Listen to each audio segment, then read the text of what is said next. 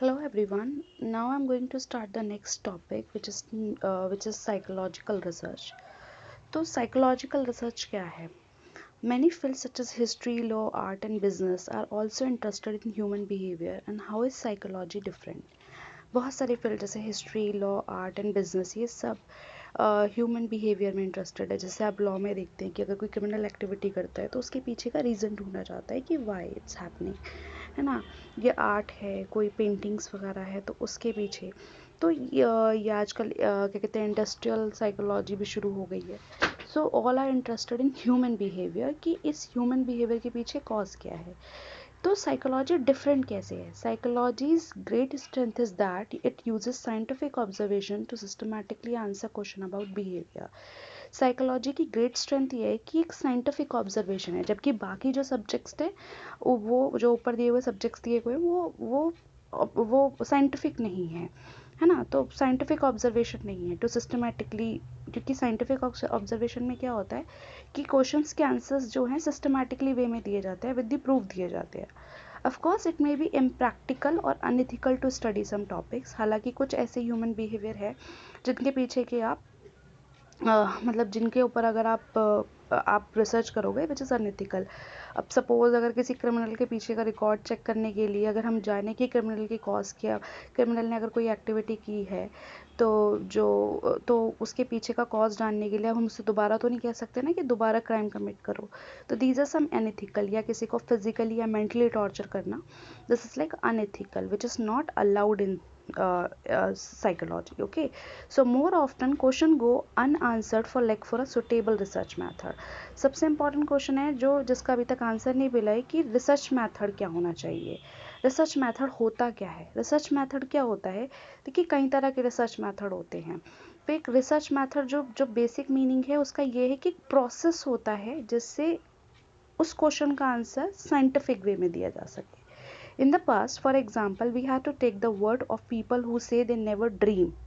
ठीक है, तो कई लोग ऐसा बोलते थे कि हमें कभी तो सपना ही नहीं आया। Then the EEG which is called electroencephalograph और ब्रेन वेव मशीन। एक्चुअली एक मशीन है जिसमें कई सारे रॉड्स वायर्स निकली होती है और उनको आपके स्कल्प पे लगाया जाता है और जो आपकी जो ब्रेन की एक्टिविटीज़ हो रही होती है उसको रीड किया जाता है। It's like okay, so that is called in short EEG। तो इस पैटर्न से पता चलता है कि presence of eye movements can reveal that a person is dreaming. तो जो EEG पैटर्न है उससे पता लगाया जा सकता है कि एक्चुअल में पर्सन ड्रीम कर रहा है या नहीं कर रहा है ना। तो उसकी जो अंदर की जो वेव्स होंगी माइंड की वो अप एंड डाउन होंगी, तो उसके हिसाब से पता लगाया जा सकता है। People who never dream it turns out dream frequently. ठीक है, तो यहाँ पे पता लगाया जा सकता है कि किसने कभी को जो ड्रीम नहीं देखता या कौन ड्रीम फ्रिक्वेंटली देखता है। If they are awaken during a dream they vividly remember it. अगर वो जगे होंगे ड्रीम देखते हुए तो उन्हें क्लियरली रिमेंबर रहेगा। दस the EEG help make the study of dreaming more scientific. इसलिए कहा जा सकता है कि जो EEG है, ये जो नई टेक्निक आई है, नई टेक्नोलॉजी आई है, इलेक्ट्रोसेफलोग्राफ, ठीक है, तो उससे आप स्टडी कर सकते हैं कि ड्रीमिंग को कि इन अ साइंटिफिक वे कि एक्चुअली में कोई पर्सन ड्रीम कर रहा है, जग रहा है या डीप स्लीप में, इस तरीके से पता लगाया जा सकता है। Now let's go about the next topic. अच्छा, इसमें थोड़ी सी ये डेफिनेशंस दी हुई हैं। स्पेशलिस्ट रिसर्च स्पेशलिस्ट दिए हुए हैं कि किस तरीके के यहाँ पे रिसर्च स्पेशलिस्ट होते हैं। इसमें खाली यही नहीं होता कि मेंटल प्रॉब्लम्स के लिए होता है, बहुत सारी चीज़ों में। तो what kind of a topics to psychologist study, here the some examples. पहला, I am a personality theorist. तो पर्सनालिटी थ्योरिस्ट क्या है? जो पर्सनालिटी को एनालिसिस करे। तो I study personality traits, motivation and individual difference, है ना। तो वो ट्रेट्स, पर्सनालिटी ट्रेट्स देखिएगा, इंट्रोवर्ट है, एक्सट्रोवर्ट है, मोटिवेशंस एंड इंडिविजुअल डिफरेंसेस, लोगों में क्या डिफरेंस है। Specially interested in the personality profiles of highly creative college student. और ये जो पर्सनालिटी थ्योरिस्ट है ये कहता है कि मुझे ज़्यादा इंटरेस्ट ये है कि जो कॉलेज स्टूडेंट है तो उनके क्रिएटिव वे पर्सनालिटी प्रोफाइल को पढ़ना, क्रिएटिव कॉलेज स्टूडेंट्स के, है ना। फिर दूसरा है डेवलपमेंट साइकोलॉजिस्ट। जैसे आपने पियाजे की थ्योरी पढ़ी होगी। तो डेवलपमेंट साइकोलॉजी का मतलब क्या है? बचपन से लेके ओल्ड एज तक है ना। So study the course of human growth and development for conception until death, which I have said कि बच्चे के होने से मरण तक। I am specially interested in the transition from the teenager years too early adulthood. अब इसने बोला कि अब देखो ये भी एक स्पेसिफिक एरिया पे वो कहते हैं कि मुझे टीनेज से अर्ली एडल्टहुड के बारे में स्टडी करना है। इसके बाद और भी कई सारे हैं, जैसे लर्निंग थ्योरिस्ट, ये क्या कहता है कि I study how and why learning occurs in human and animals. अब वो ये जानना चाहता है कि जो लोग करते हैं, चाहे वो एनिमल्स करें या ह्यूमन बीइंग करें, वो लर्न कैसे करते हैं। Right now I am investigating how patterns of punishment affect learning. और मैं ये देखना चाहता हूँ कि पनिशमेंट जो है वो कैसे लर्निंग को अफेक्ट करती है। देखिए, चाहे ह्यूमन हो या एनिमल्स हो, they do learning because of some motivations और some the fear of punishment. तो इस वजह से होती है, जिसके बारे में हमें क्लासिकल कंडीशनिंग और ऑपरेंट कंडीशनिंग के बारे में पढ़ा ही है ना। तो यहाँ पे इसके बारे में बात हो रही है, तो वो रीज़न फाइंड आउट करना चाह रहा है कि लर्निंग कैसे होती है और पनिशमेंट लर्निंग को अफेक्ट कैसे करती है, पॉजिटिव अफेक्ट करती है, नेगेटिव अफेक्ट करती है। As a sensation and perception psychologist as a sensation and perception psychologist investigate how we discern the world through our senses, है ना। तो यहाँ पे वो बात कर रहा है कि किसी चीज़ को पहचाना। देखिए, डिसन का मतलब है किसी चीज़ को पहचानना, ठीक है, किसी चीज़ को मुश्किल से पहचानना। तो परसेप्शन साइकोलॉजिस्ट की जिस तरह से हम सेंसेस से अपने वर्ल्ड को जानते हैं, अपने लोगों को पहचानते हैं, तो उसके बारे में जानना चाहता है। I am using a perceptual theory to study how we are able to recognise faces in crowd. देखिए, जब जिनको हम जानते हैं, हम उनको बहुत बड़ी भीड़ में भी पहचान लेते हैं। तो वो ये जानने की कोशिश कर रहा है ऐसा होता क्यों है, इसमें सेंसेस का क्या रोल है। कंपैरेटिव साइकोलॉजिस्ट जो कंपेयर करें स्टडीज़ को, है ना, behaviour of different species specially animals, तो इसका ये पढ़ना चाहता है कि एनिमल्स और स्पीसीज के बिहेवियर को डिफरेंशिएट करना चाहता है।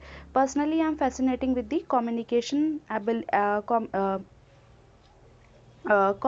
Abilities of purposes. तो यहाँ पे क्या है, एक्चुअली ये कि एनिमल है purposes which is look like a dolphin, ठीक है, इसकी एक पॉइंटेज नोट। तो ये ना ये जानना चाहता है कि ये जो एनिमल है, ये जब एक ग्रुप में होते हैं तो ये इनकी कम्युनिकेशन एबिलिटी क्या है, ये कैसे बात करते हैं, ठीक है। कॉग्निटिव साइकोलॉजिस्ट क्या है, प्राइमरली इंटरेस्टिंग इन थिंकिंग, है ना। कॉग्निशन का मतलब ये थिंकिंग, रैशनल थिंकिंग, है ना, थॉट प्रोसेस। तो ये कॉग्निटिव साइकोलॉजिस्ट जो होते हैं, I want to know the reasoning, problem solving, memory and other mental processes related to computer game playing, है ना। अब वो स्पेसिफिक बोल रहा है कि मुझे इन चीज़ों के बारे में कि कंप्यूटर गेम प्लेइंग में इन सब का कॉग्निशन का क्या रोल है। फिर बात करते हैं बायोसाइकोलॉजिस्ट की, है ना। Let's talk about the biopsychologist. Biopsychologists are interested in human behavior relates to biological process, है ना। तो यहाँ पे बात हो रही है कि how behavior relates to biological process. तो specially activities in nervous system, I have been doing some exciting research on how the brain controls hunger.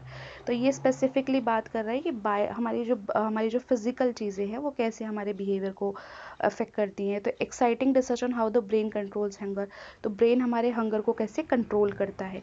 फिर जीन साइकोलॉजिस्ट, जैसे जीन के बारे में पढ़ना है, इसमें फीमेल जीन भी हो सकते हैं, मेल्स भी।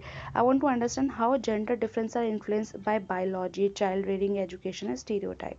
तो कैसे जेंडर डिफरेंस जो होते हैं वो बायोलॉजी मतलब इन्फ्लुएंस करते हैं बायोलॉजी को, चाइल्ड रेयरिंग को, एजुकेशन को, स्टीरियोटाइप्स को।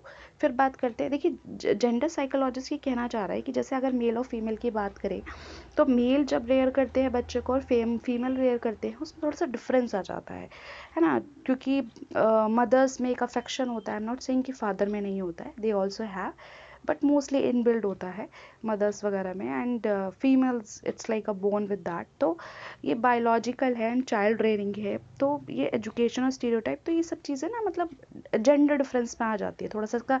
हालांकि जेंडर डिफरेंस आप सोशली भी बोल सकते हैं, वो ज़्यादा प्रेशराइज होता है क्योंकि socially you right now create a gender, तो दैट्स ऑल्सो डिटरमाइन और इन्फ्लुएंस योर थिंग्स। फिर बात करते हैं सोशल साइकोलॉजिस्ट की, explore human social behaviour such as attitudes, persuasion, rewards, conformity, leadership, racism and friendship।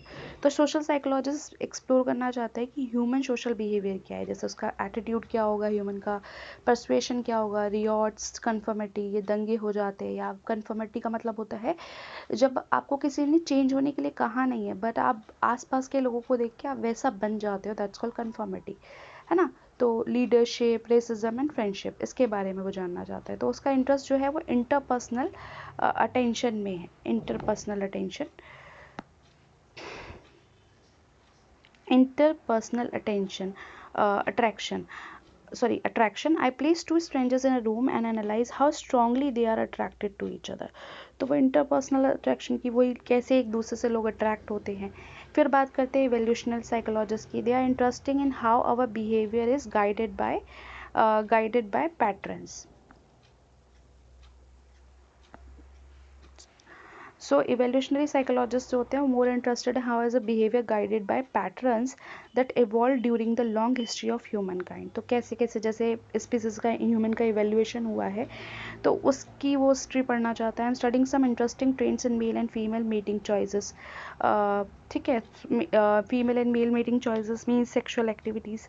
Cultural psychology study the way in which culture affects human behaviour. अब culture कैसे affect करता है ना, ये सबसे बड़ा प्रॉब्लम साइकोलॉजिस्ट के सामने यही होता है कि जब कल्चर की बात आ जाती है तो there is no answer of that question. So the language you speak, the food you eat, how your parents discipline you, what laws you obey, who you regard as a family, whether you eat with a spoon or your finger, these and countless other details of behavior are strongly influenced by culture. ये सारी की सारी generally culture से influence होती है। फिर आता है फॉरेंसिक साइकोलॉजिस्ट जो अप्लाई करते हैं साइकोलॉजिकल प्रिंसिपल को to legal issue. I am interested in improving the reliability of eye witness testimony during trials, है ना। तो मतलब कि ये जो ट्रायल्स होते हैं इनके, ये कितना रिलायबल है, जो इनसे पूछा जाता है क्या ये सही भी होते हैं या नहीं। तो this small sample should give you either diversity of psychological result, it also hints at some of the information we will explore in this book. तो अब इसके बारे में हम पढ़ेंगे। So we will read the next topic animal and psychology in the next video. Thank you.